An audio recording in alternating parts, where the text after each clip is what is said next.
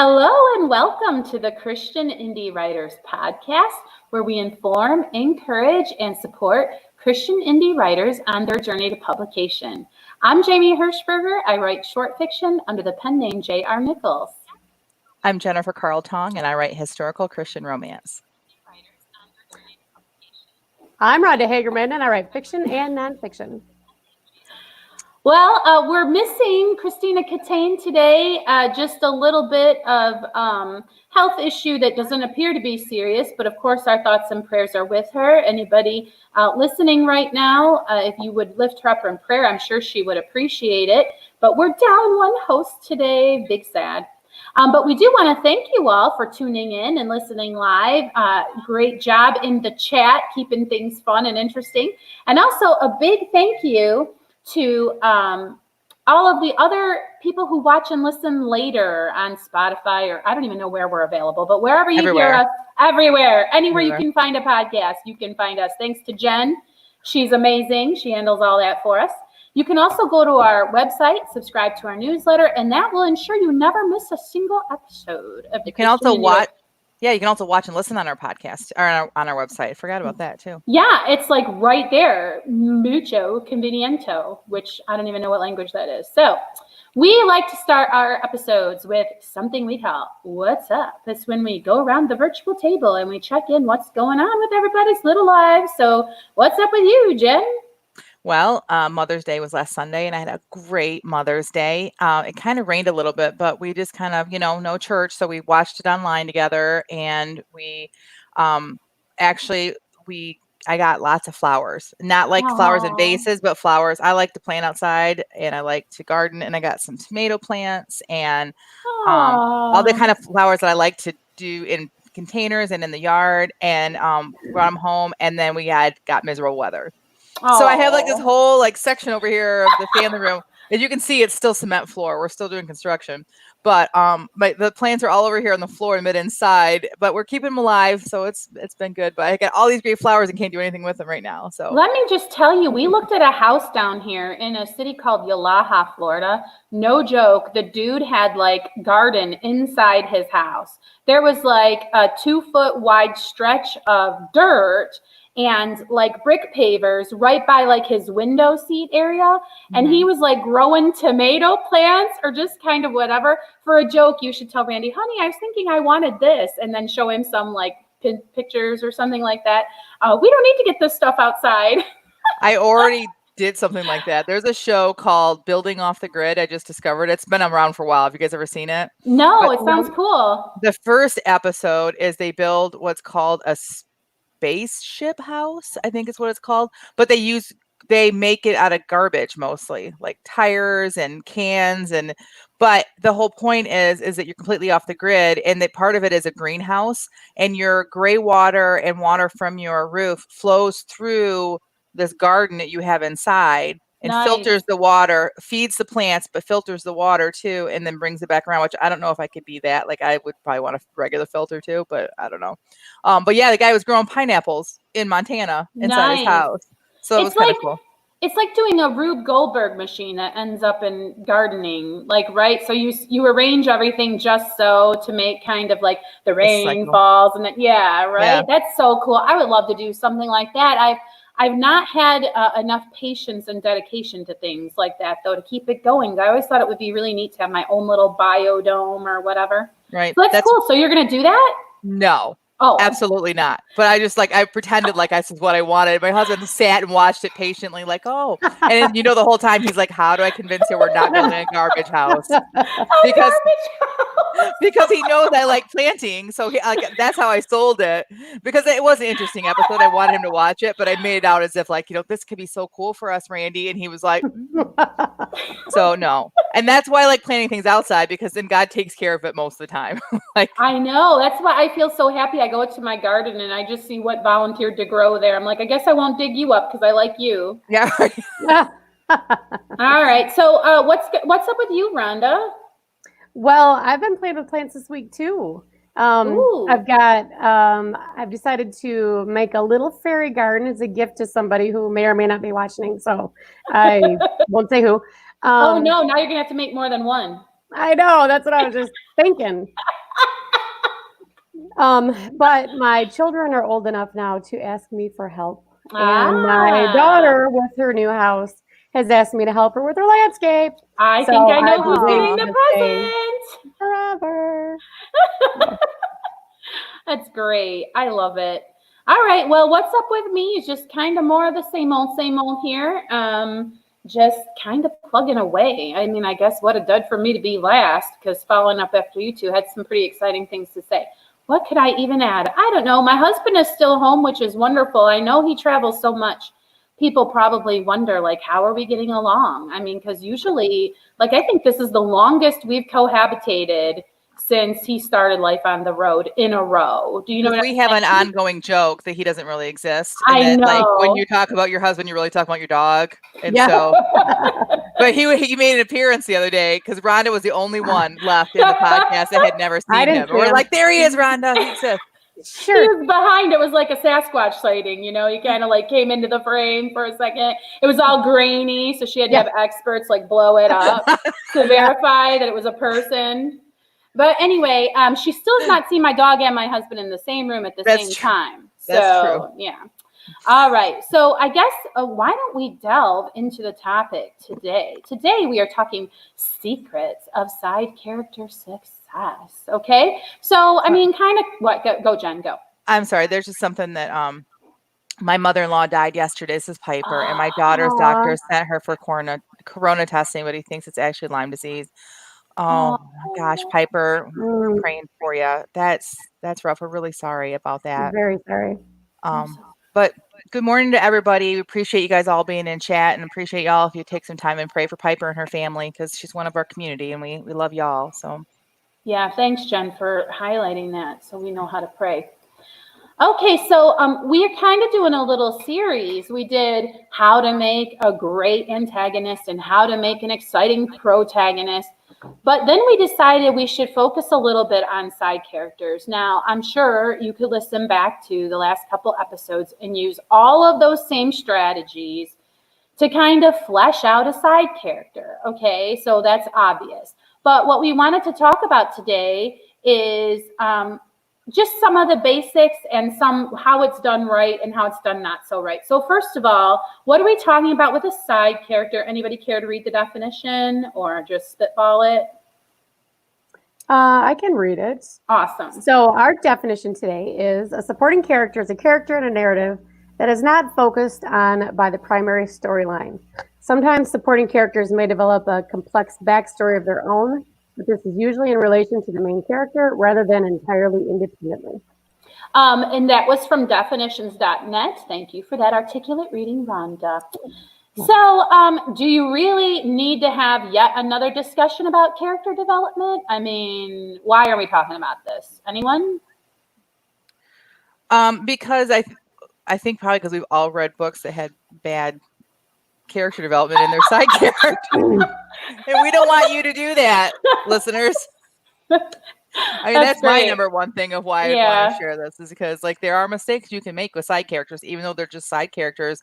They have to play a certain role, correct? Well, I mean, yeah, I can't think of a book with only 2 people in it. Right? Mm-hmm. I mean, I don't know. Like, can you guys, like, I mean, well, there's stories with only 2 people, maybe, but a whole novel, I don't think that happens. The Old Man and the Sea, but I mean, there was someone. Yeah, I was thinking him too. Hills Like Elephants, Hills Like White Elephants, or I think that was 2 characters. Really? That's interesting. Yeah. So it doesn't happen often. It's obviously an anomaly. You're going to have other people interacting with your antagonist and protagonist.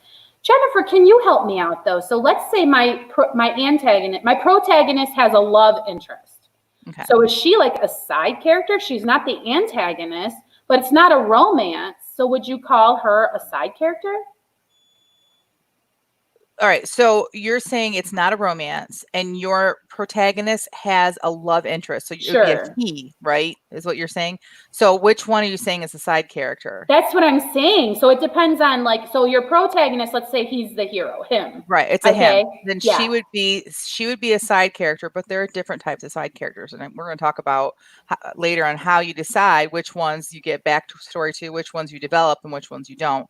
But if he's not the antagonist, then yes, he would be one of the side characters. She would be. If your protagonist is a he, then yes, his love interest would be one of the side characters. Fantastic. Okay. So, how do you, well, I mean, that does happen to be the next thing on my outline here, Jen. So how do you know, when it's time to develop this backstory or whatever? Because, I mean, sometimes the babysitter's just the babysitter, right? Right. That's a great line. Can I tell you something that has been the best piece of advice all over, like the crowning piece of advice I've ever learned? I would love it. Okay.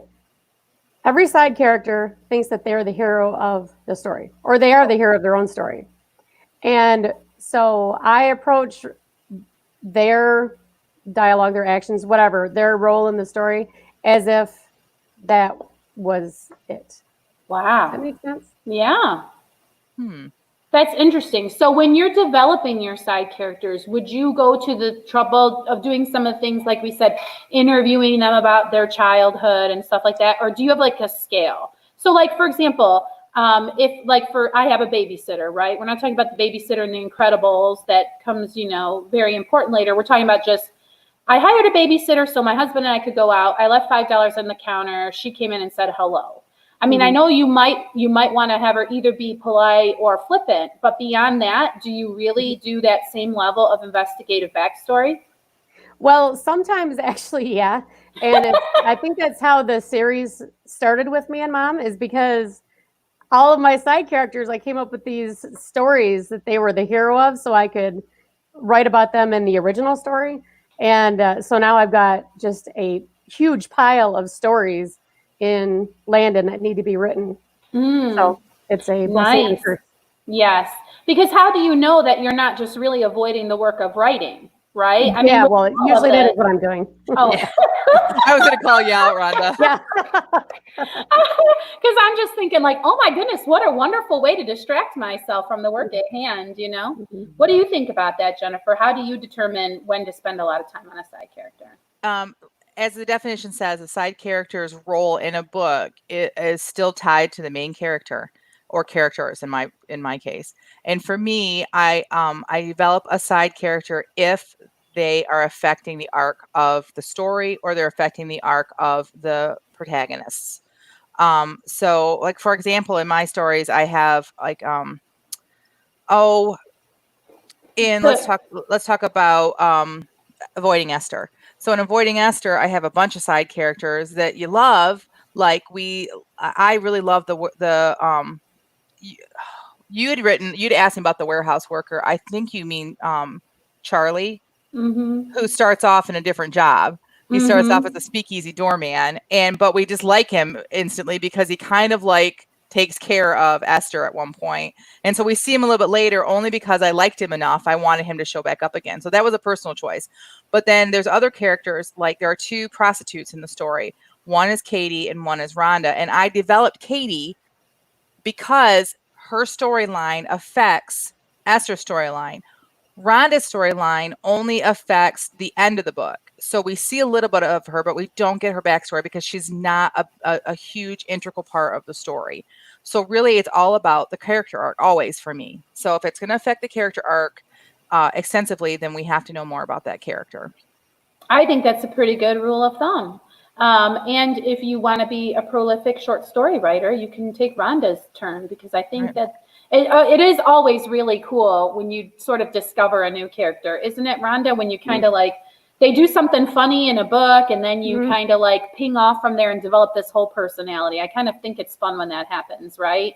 Yep. And it's fun too when people read your books and then they connect with certain characters that, for example, the character of Katie. I've had people request me to write a short story with Katie in it or to tell more about what happens to Katie. And I'm kind of like, Katie's story's done.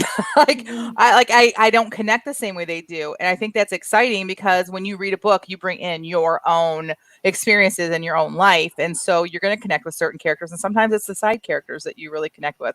Maybe a reader doesn't even care about Charlie like the way I cared about him, So as an author, you just make those decisions, but you might find like you might need to go back and do like Rhonda did. Because if I get a lot of people tell me more of Katie, more of Katie, more of Katie. I might have to go back and do more of Katie, and I would have to do some of the work like what Rhonda did. And because you might discover that you do have more to say about Katie if you did some of those interviewing exercises and the things that we say to do with the protagonist and an antagonist. What's up in the chat, Jen? Well, Barb says each character should have a role, quote unquote, or a necessary. Agreed. That's a really good thing. Let's talk about that for a minute. But first we have to say every podcast host should have a role slathered in butter. Oh, wrong role. Oh, okay. That's not what you meant. ROLE. Go for it. So I agree that I read books where they just throw characters in just to fill up a scene or something. And if the character doesn't affect the story, even if it's a little bit, like don't even put them in there. Like, for example, let's talk about your example, Jamie, with the babysitter. If the babysitter is just going to show up and you're giving her $5 and you're leaving, do we even need that scene? Like, we just go past that scene and you're on a date with your husband, and that part is what's moving the story forward. And maybe you just mention, oh, let me check on the babysitter. We all know that you can just abandon your kids, right? So sometimes scenes don't need to be there if the characters don't affect the storyline. And that helps with editing, especially when we have really long works that we got to figure out what to kill out of it. If the character doesn't matter and doesn't affect the storyline, then it's unnecessary and you're wasting your time and your reader's time. Right. Yeah, so if that babysitter, when the parents get home, says, I don't know, little Johnny was getting a little blue around the lips, and I couldn't get him to spit his cherry seeds out today. So I don't know if he's, so that could be foreshadowing something. Yes, I agree. That would be very terrible. Jennifer, anything else from the chat or before we scooch along here a little? No, it's been kind of quiet so far in the chat. We didn't spend a whole lot of time in What's Up, so that didn't give them a whole lot of time to talk on that. But we'll get back to that next week when we have 4 of us here. So yeah, it's kind of shortened when we got one down for the count. Can you guys think of a well-written side character, one that made an impression upon you, like either in a movie or a book? Well, I hate to bring the Princess Bride up again. No, I don't. That's a lie. I'm sorry. Who was it? Well, every side character was a hero of their own story in that whole movie. Yeah. And every side character is alive. I'm trying to think of,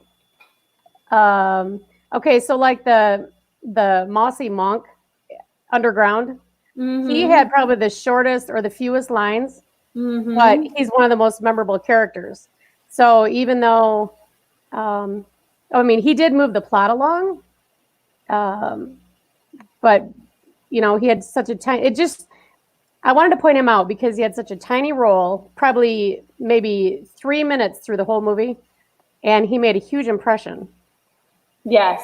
My example, because I'm still hung up on last week how I picked the wrong antagonist, is Tiny Tim in A Christmas Story, because there's a side character who everybody remembers and loves, and his part in that novel was exceedingly tiny.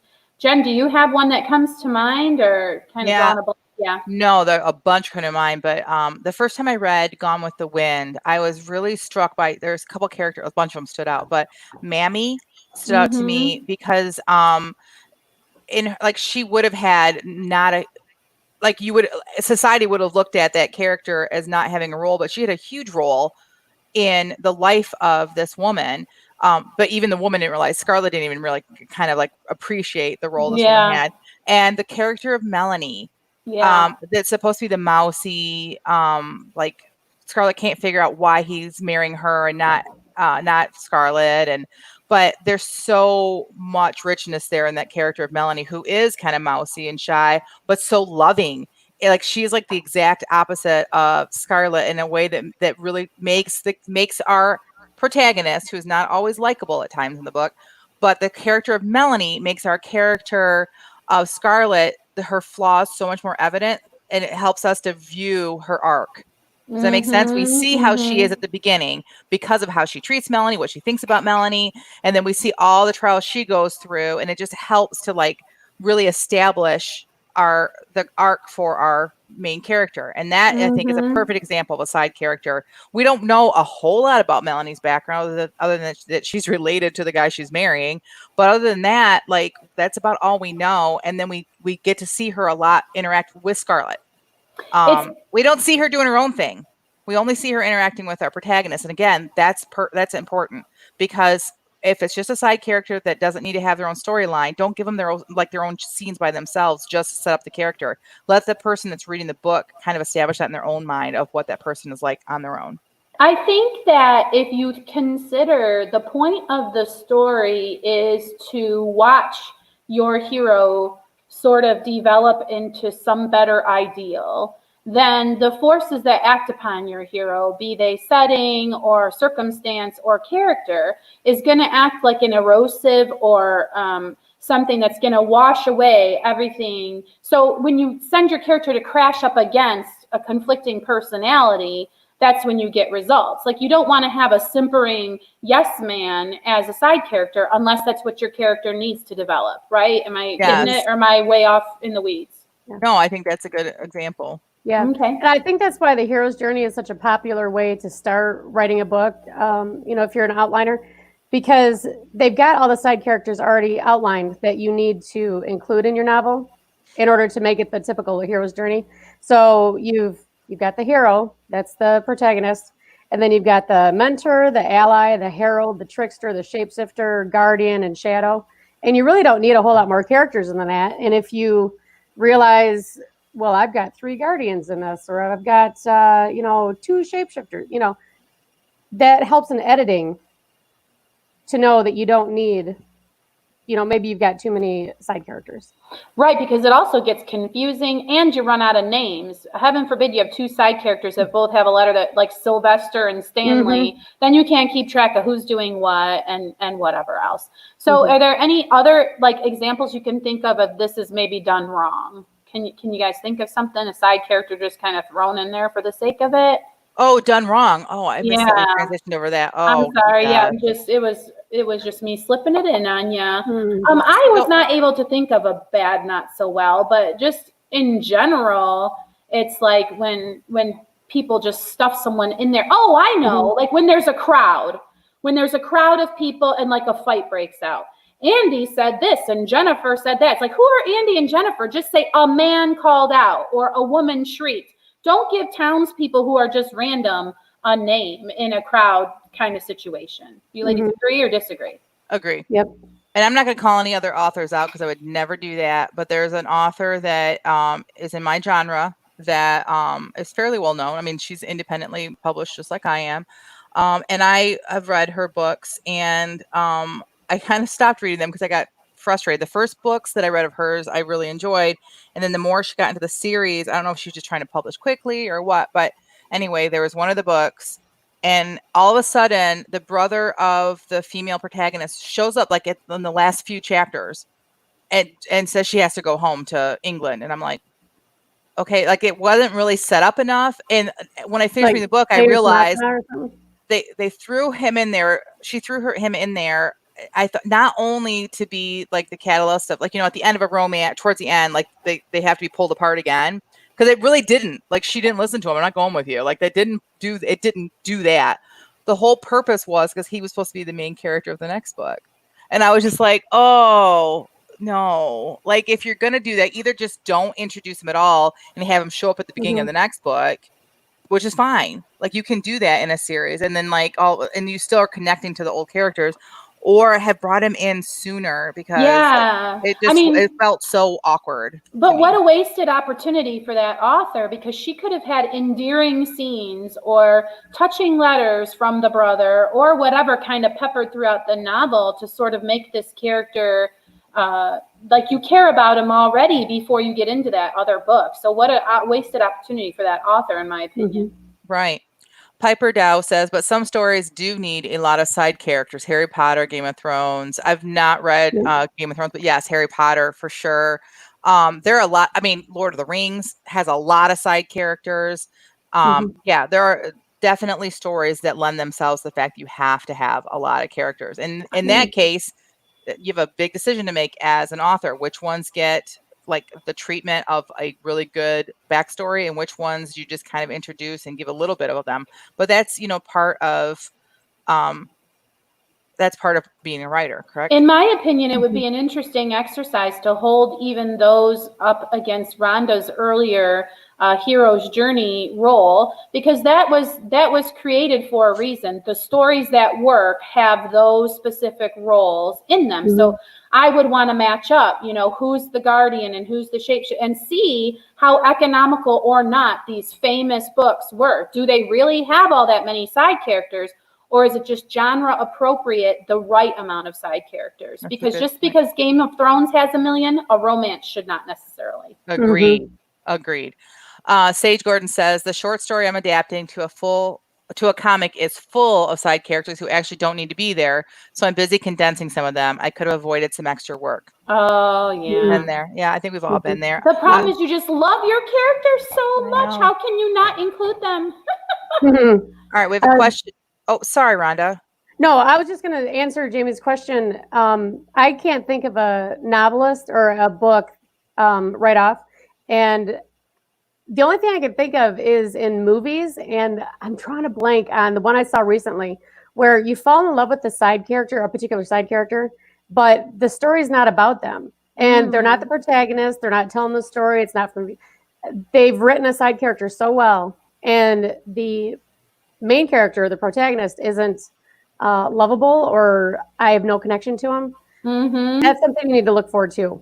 Yeah, The Hiding Place is good about that, in my opinion, because the main protagonist is very flawed and she has a wonderful sister. Gone with the Wind is a little like that, actually. Anyway, go ahead. I forgot about side characters like that, because when you read Avoiding Esther, you get to meet Mrs. Caffey, and I develop her quite a bit because she had a huge influence on Esther, as well as Phoebe, who was in the next book. And so there's actually a pretty big connection there. So even though she's a side character, she's very, very important, but she gets more play in the book, right? And if you are going to have a side character and you're going to have them, spoiler alert, if you're going to have them die, you have to give us enough background information. You have to have them give us enough of that character for us to care. Otherwise, no one's going to care that they died. You're not going to get the effect that you thought you're going to get with it. So. Okay, Jason has a question. He says, how do you suggest connecting characters like that correctly? The first book is on Kira, and the second book is Leon, her future husband. Like more references to him or what? I guess there's a few different ways you could do it. Do you guys have an opinion before I answer? I do have an opinion. Okay. If you're writing that genre, you have to kick butt with everything. Like, you have to have a compelling storyline to where people care about the dynasty of your clan and that sort of a thing. You can't let it be based on someone loving your character alone, because in that genre, there has to be battles and diplomacy and like deals being made and secret shady stuff. Like, you can't rely on people loving your character. It is the most important thing, but when you're writing that genre, there's a whole world building element, and a solid character alone is not going to carry you through a series. Yeah. The difference between a plot-driven novel and a character-driven novel, right there. Yes. Yes, very true. My suggestion, first of all, if it's going to be her future husband, I'm going to make the assumption, Jason, that you have Leon in the first novel somehow. If you don't, then this won't work. But if he's in there somewhere, there has to be some sort of sizzle between the two of them.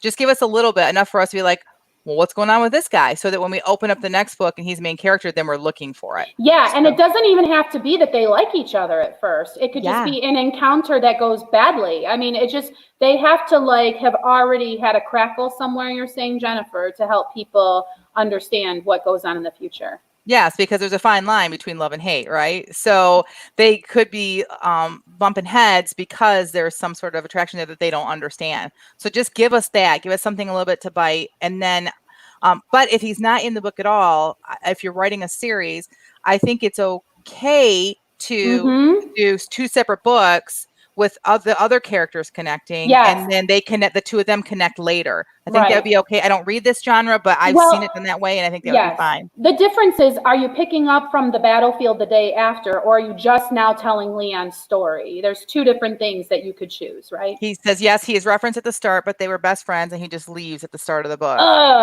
That's a decision. You can either write about from the moment he left and then bring her back around, You know what I mean? But this is getting too much into one specific book, I Right. feel. So yeah, but Jason, it sounds really interesting. You got some interesting decisions to make.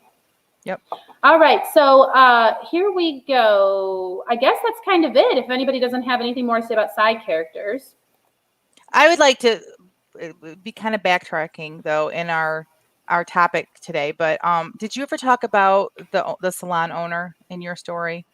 The salon owner. Oh, no, I didn't. Yeah, so what is the question? No, I want you to talk about her because I really love the role she played. She feels Jamie Mhm. wrote this story about a salon in a Frankenmuth-esque kind of area. And if you don't know Frankenmuth because you're not from here, it's kind of like a little Germany. It's a tourist trap near us, and but the salon owner, you kind of like have this image that she's just a side character and there's not really a whole lot, and then all of a sudden, bam. Yeah, So she has a really dark past that the protagonist of my story didn't know anything about until it confronts them. So actually, the whole reason there's any story at all is because my side character has a shady, dark secret of her past. So that was really the incendiary whole point of the book. So she had to kind of be pretty fully developed at the jump start. And it's interesting because there's a customer in the salon that turns out she also has connections to this past, but I didn't think hardly as much of her as I did about the salon owner because, you know, there's like a marriage and a relationship and all of this other stuff that had to be thought about for the dialogue to work between characters and everything. So she needed a little more fleshing out than the average bear.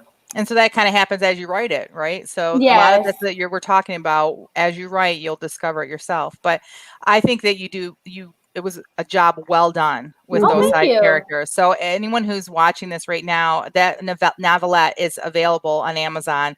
Go download it. It is, and then see what we're talking about with how to take a side character that it really affects the story and why you go a little bit deeper into that side character, and then you don't know why until like boom. So. Free Literally. plug for me. Thanks, Jen. Mhm. I'll send you your check later. It's good All reading, right. trust me. I appreciate that. Okay, so now we're going to move on to the feeding of the facts. What did you say? Well, we always turn to each other and say, you know, are you happy with the feedback? So I would just say, is your back well fed? And so now we call it the feeding of the facts, whatever. So I always pick Jennifer to go first. And what, pray tell, was our prompt today? Today we had a sentence starter, which we haven't done in a while. And the sentence was, the room was quiet, but she knew she was not alone. Ooh, now we set the timer for 15 minutes. That's right, 1-5. We only had 15 minutes. So these are just what we could do in 15 minutes, folks. So don't expect perfection. And we only give positive feedback because this stuff is still pretty raw. So Jennifer, take it away. Okay, so I actually finished early and I was able to edit because it was one of those things that the scene was done. So sometimes when you write something, it's just done early. So we'll see what you guys think. The room was quiet, but she knew she was not alone. The scent of his cologne always gave his location away. It's not that he wore an excessive amount. It's just that the time she had spent in his presence, breathing in all that was Cord McDaniel, she had become acutely sensitive to his particular brand of cologne. She was drawn to it, much like a bloodhound is drawn to the scent of a fugitive. What took you so long? His silky baritone words confirmed her suspicion. She was not alone. She slowly turned and saw Cord leaning casually against the fireplace, his strong arms folded over his clad chest and his lanky legs crossed at the ankle, making him look like one of those cigarette models from her youth, the ones she'd always stared at, despite the disgusting product they pawned, and wondered what it would be like to be looked at like those men looked at the camera, the way that Cord McDaniel looked at her right now. A slow curve formed at the corner of his mouth, as if he could read her thoughts. He straightened himself, then walked to the door she had only moments before passed through, and shut it. She heard the deadbolt click. Then he turned around and faced her again. No, she was alone in the room, alone with Cord McDaniel, and it felt nothing like staring at a cigarette model. 3, 2, 1. That is not Wow. finished. That is not finished. The scene is finished. You are a rip-off artist, is what you are. But no. A rip-off artist. I'm just kidding. Oh. I'm just kidding. Good job. No, I'm saying you ripped me off because you didn't give me an ending, but that's okay. Okay, so like there's so many things that like as I'm writing this, I'm like, and I hate when this happens. I'm like, this is gonna be a new story because just the whole Just the name of the guy. What a great name you came up with, just out of the blue. I don't Cord know. McDaniel. I think it's Well, a little over the top, but maybe I don't know. well, But you like, know what you're getting. You're getting a whole scoop full of Cord McDaniel. well, here's the question: is he a good guy or a bad guy? Yeah, who knows yet? That's what Depends on- I don't know. Oh, he I could guess be a I'll find side out. character in your Western you already have going on. Like he could show up there, or he could be like, wow. Yeah, I don't know. I don't know. Well, That's what sprints are so Jennifer, great for. So yes, that's awesome. I'm so glad for you because I know that once you put away the Love and Lansing series, that you're going to be looking at Widows of the West. So maybe you need a book 3 or whatever. I don't know how many you've already thought about, but great job. I really Thanks. enjoyed that. Really too. good.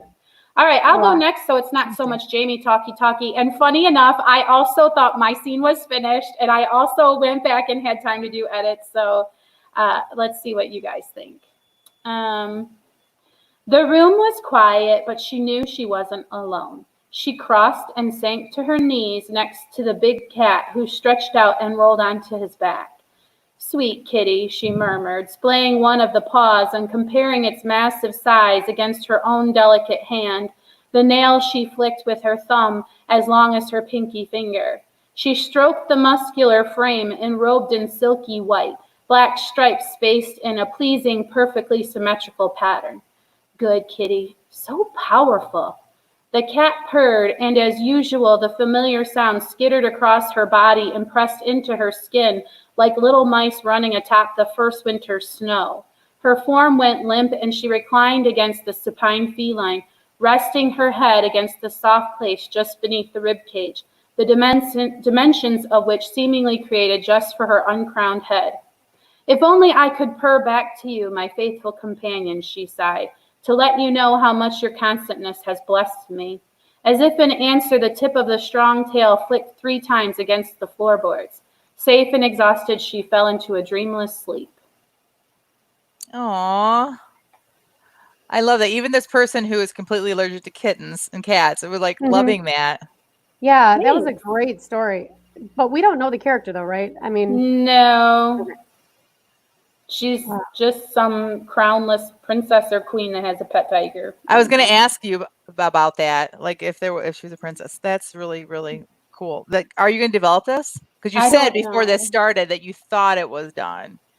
I don't know because like I like the whole ideal of it, but I didn't know what the heck I was even writing when I started so much. Just, Same. because it was crazy this morning, whatever, and it was like, go. So who knows?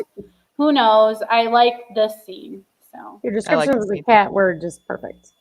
Yeah. Thank you. And the mice over the new fallen snow, like just your descriptions are always like top. Like always make the rest of us look like crappy amateurs.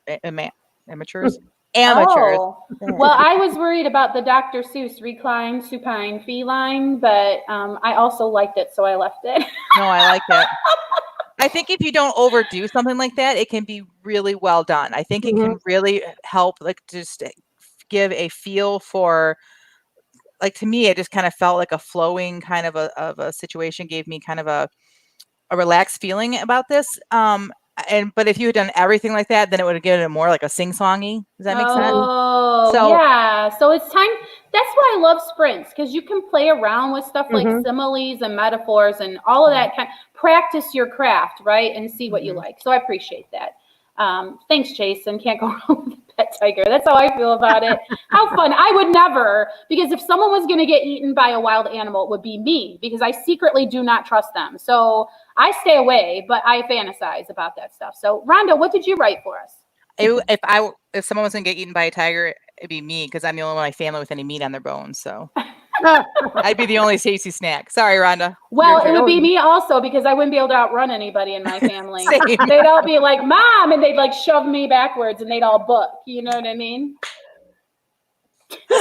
Same. That would be mine also. All right, Rhonda, what do you got for us? I sat there for like 5 minutes, not even understanding what I should be writing. I understand. So, okay, that's what you get. I thought we were supposed to pick out a side character that might be familiar to more people. So Oh. Because we did it Figure last them out. Great. If not, then you probably watch better TV than I do. Okay. The room was quiet, but she knew she wasn't alone. All right. She heard the timid and faltering sound of his footsteps coming from the back room, and it caused her spine to stiffen. She started to put the figurine back in its dust spot on the shelf, but hesitated. Where else would she find one of these? Even her eBay search had been fruitless. She swallowed the tense awkwardness she'd been choking on, took a deep breath, and turned to face what she dreaded. Oh, Penny, I didn't realize it was you out here, Stuart stuttered. He abandoned the box in his arms and hustled over to the shelves Penny was standing in front of. He noted she was hovering over the Batman collectibles. He didn't mind because to him, all superheroes were the same, a tidy profit. But he knew Amy didn't give a hoot about comic book collectibles, and her boyfriend was obsessed with the Green Lantern. So who is the 1982 oversized Batman figurine with Batmobile keys for? Stuart stood paralyzed for a moment, wondering if he should ask. Stuart was with Amy's boyfriend when Stuart discovered the cache of pristine and rare collectibles in an old woman's house. The end. I have no idea. You know what, Rhonda? I don't even know who these people are, but I hope you're going to keep writing it because the voice is amazing. So if you're copying something, I want to watch this show. What is this? The Big Bang Theory. Oh, yeah, I don't Penny like- should have gave it away. I immediately thought The Rescuers and couldn't unthink it. Oh. Do you understand when Oh, yeah. Penny? Yeah. Like so, Oh. I was way off track. I totally didn't, but I loved it because you said read the swallow it. She swallowed. Oh my gosh, that line. She swallowed the tense awkwardness she'd been choking on, took a deep breath, and turned to face what she dreaded. Perfect, just perfect. Everybody has been in that moment, right? Like I loved that particular line, and I didn't get that it was that. Did you, Jen? No, not at all. But see, I don't watch the show, so I wouldn't even have caught on to the character name. So nobody noticed that I went from Penny to Amy then. Oh, I thought Amy was just a side character, like you were being ironic. Like, let me just throw a side character in here. Well, because I didn't have a clue, right? And I just thought it was kind of funny. Oh, so who is this Batman? Like you were elaborate about it. I mean, really awesome. I appreciated it, even though I was in the dark. Oh, thank you. I'm mostly in the dark, but that's okay. Spent a lot of time hanging out there. Okay, so that's the feeding of the backs. Hey, everybody in chat, we want to read what you write. So set a timer for 15 minutes and put on our social media a link to your own personal website if you want. We'll head over there and read it, and we'll retweet for you. Retreat. We'll retweet for you or repost, and we'll also let you know what we think, but it'll be positive only because that's how we roll at the Christian Indie Writers Podcast. So moving right along, Jen, unless there's something in the chat that we need to catch up on. I just want to point out that if you're listening to this later on as a podcast, or if you're on Facebook right now, you're missing all this chat, and there is some great advice flowing around between each other. And I just really appreciate our chatters because someone had a question and getting a bunch of advice from everyone else out there, good advice. We just don't have time to like play it all for you. So take the time and go over to YouTube and read what everyone is saying because we've got some really, really smart people that watch this program. I absolutely agree. And we have some real new to the craft people getting advice from some long in the tooth or whatever you want to say. And I think it's just a beautiful thing to witness. So that was the whole point of us starting this podcast. Sure was. Just to help people along that are new in the craft. So who'd have known it would be about making connections? Almost like God had his hand in it. But anyway, so thank you, chatters. Thank you, participants and watchers and listeners and viewers. So what's next? What's next for you this week, Jen? Well, last week I said my what's next was I was going to show up for office hours, and I only missed one day, and that's a huge improvement. That's a huge improvement for me. It is, yeah. And we are behind the scenes working on a project together. The four of us are, and I actually started really making some headway on my portion of that, so that felt really good. I got a bunch of chapters edited in the book that's been stumping me, but that's because I skipped a chapter. So I know I'm going to have to go back and really fix that chapter, but it felt really good to accomplish something, right? Instead of being stuck in the same chapter that you just wanted to like pull your hair out about. So yeah, I had a really productive week. So next week my plan is again to show up to office hours. I want to get at least 2 more chapters edited, and I want to have the rough draft of this project we're working on, my portion of it, the rough draft, ready for another set of eyes, like ready. That's my goal. Yeah, I got a memo from your editor that she's flexible, so whenever, like, there's no stress or drama, okay? So in case you're wondering if some window closed or something, not the case. All right. So whenever, right? And also, so glad to see you back in the saddle. It's kind of funny because behind you has sort of been like documenting how your life. Yep. And like right now, it all looks in order. Like there's a plant and a coffee table and a chair, and it seems like you're finally getting back to like some semblance of a righted ship. Is that about right? I made the kids clean last night. I said, that's going to show up on the podcast, and it cannot look like that. Like there was a Pikachu comforter from the late 90s that got handed down through the family, and there was like clean laundry that no one had put away that was like just laying there that needed to be put away. Like, yeah. So, but we're getting there. We had a setback in our construction this week that was disheartening. And I didn't say this, but my husband went back to work. Yay. Back to work. Michigan is starting to do certain things. And so that is exciting, but also sad because it's a challenge because with him home, we were able to get a lot done. So now our timeline of getting the stuff done we need to get done is dwindling down. It's just so strange because you just got used to a new normal and now you have to get used to new normal, right? Yeah. But let's be honest, the reason I was able to make office hours this week is because my husband went back to work. Yeah. Like when he was here. Yeah, when he was here, like we were getting a lot done in the house, but like it was the two of us. It was so it slowed way down, but I'm getting more focused back on my own life. So, okay. So Jason says, what's next? Finish 5 chapters this week. The prompt really kickstarted a whole new scene for me. Yay! I love that. Yay. That's why we do the writing prompts. Yes, that's awesome. Piper says, haven't written over a week. My what's next is actually right this week. I'm going to try for at least 2 days. Also planning for funeral. I'm picking up. Just listen. Piper, be gentle with yourself while you're grieving. Jen can attest to that, right? And also Rhonda. I mean, they both had losses of people close to them during this process. Do either of you care to speak to that? Nobody mourns the same way, and it is okay if it takes time. It really is. And you will eventually come out of it. Your husband will eventually come out of it. And it's just take the time you need and your book will always be there when you come back. And sometimes it's like a whale. Sometimes you plunge down into the depths and then you come up and you think it's gone and it comes back and there's never anything to be ashamed or that's not wrong either, right? So do what you can do and have a lot of mercy for yourself and grace, right? Yep. And we will all have mercy and grace for you. So if you need a little encouragement that you're doing okay, even if you feel like you're not doing okay, make sure you come back here and let us know because we will for sure let you know that it's okay. Yeah. For sure. Shell says, my what's next? I'm 2,400 words away from finishing my Snow White story and I will finish it today. That's a lot of words. Wow. Yeah. Then I got to figure out using InDesign to finish formatting an ebook I wrote last year. I do not envy you. I do not use InDesign. I bit the bullet. What is that? Is that like a Vellum, but not? No, it's an Adobe product. So it's closer it's like Scribus or PageMaker is the original one. I mean, and I used to use those back in the day, but I bit the bullet and I bought Vellum. And it has made a world of difference for me. So, but I don't get kickback from Vellum. And I don't want you her with the formatting. Yeah, that's what I'm saying. Girl, yeah. I am too much of a wimp to try to even do that. I went the easy route. Robin says, what's next? Publish a book, commission editor tasks for the anthology, cover creating, 2 editing jobs for others. Wow, she's busy. That's a lot. Good for her. Yeah. So, everyone's busy out there. Well, my what's next is going to seem pretty not ambitious, but I did show up for every day but one for office hours, which even though Rhonda let me off the hook one day because really I was doing like other crazy stuff.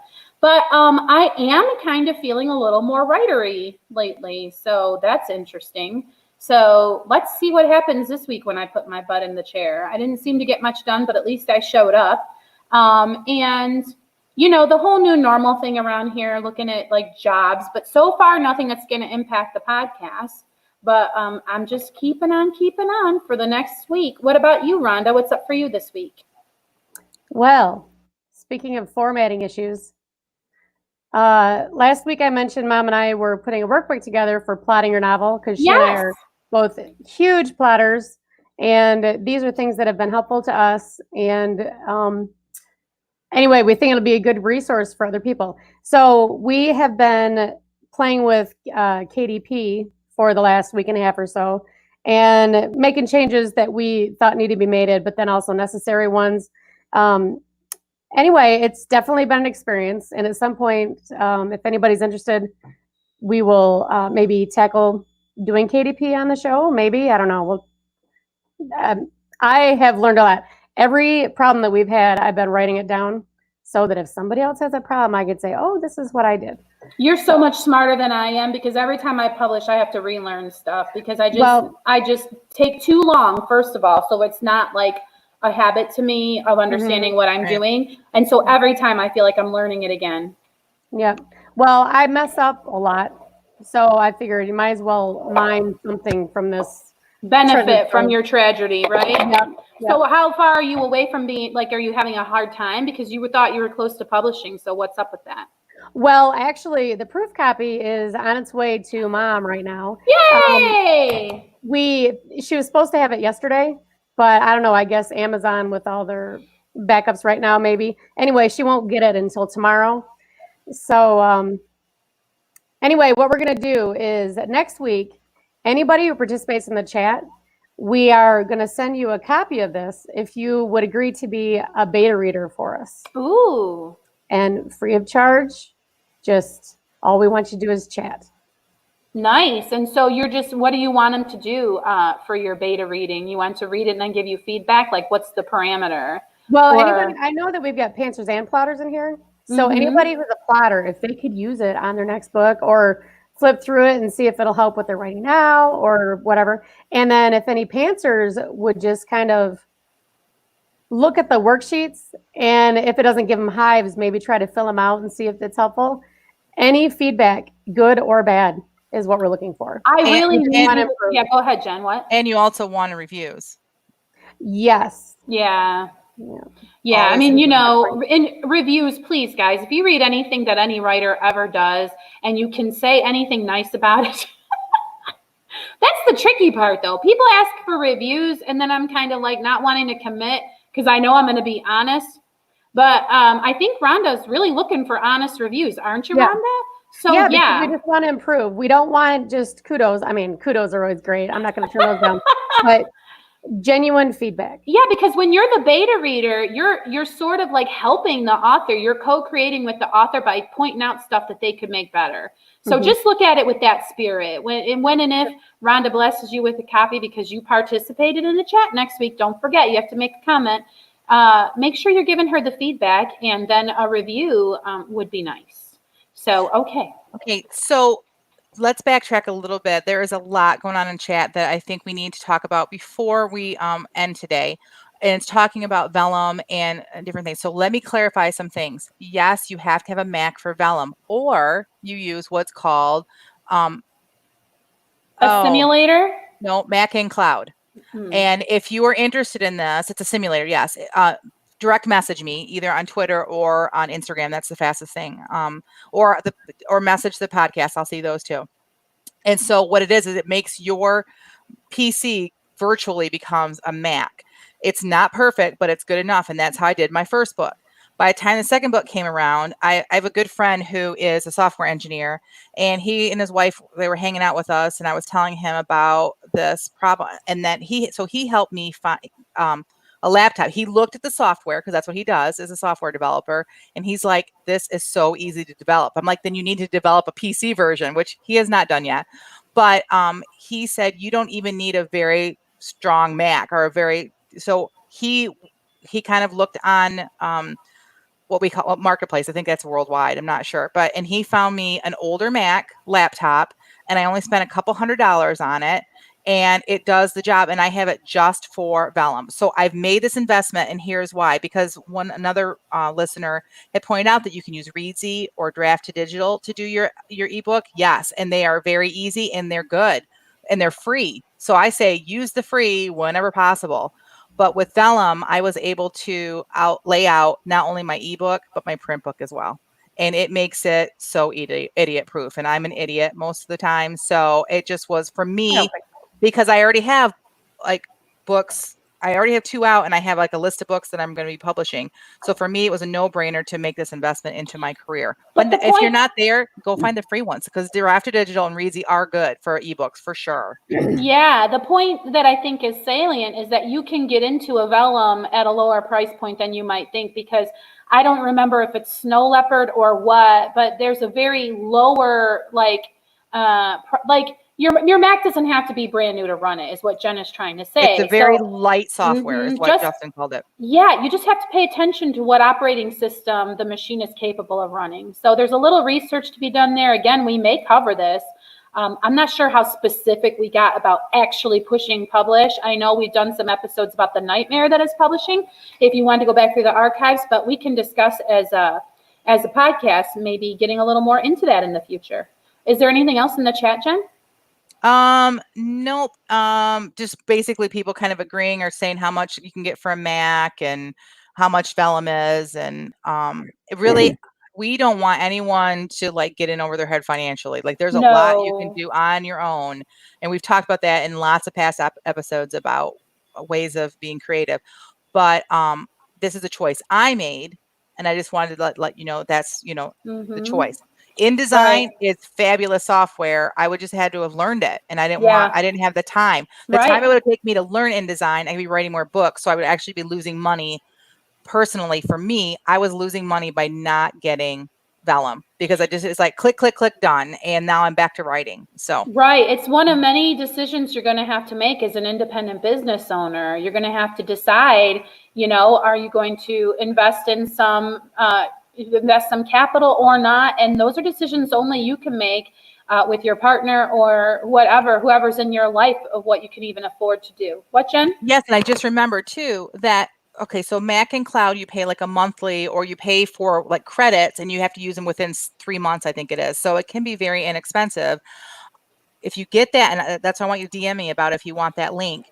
We're not getting any kickbacks from that, but the vellum, you can practice and you can use vellum. You can do your whole book and you don't have to pay for it until you want to publish it. So you could put a little bit of money into Mac and cloud. You could get vellum and try doing your book and see if it's worth the investment too, which is great, because I don't want you investing. There's so many things out there as a new writer that you could just plunk money into and then realize later that you don't want it. And so this is one of those that's a very low cost way of introducing yourself to the software. Because I really wouldn't invest in even so much as a new computer if you're a brand new writer. I mean, there's so many expenses to think about. So I really appreciate the fact that we had that little side chat. Rhonda, we did your what's next, right? We just don't have Bambina here to check in with, but hopefully what's next is she'll be with us and feeling a lot better. I think that is all, right? Do we have anything else to say for this week? Okay, so in that case, this concludes this episode of the Christian Indie Writers Podcast. Until next week, may your pen be prolific, may your deadlines be met, and may all of your words honor Christ. Bye now. Everyone. Bye.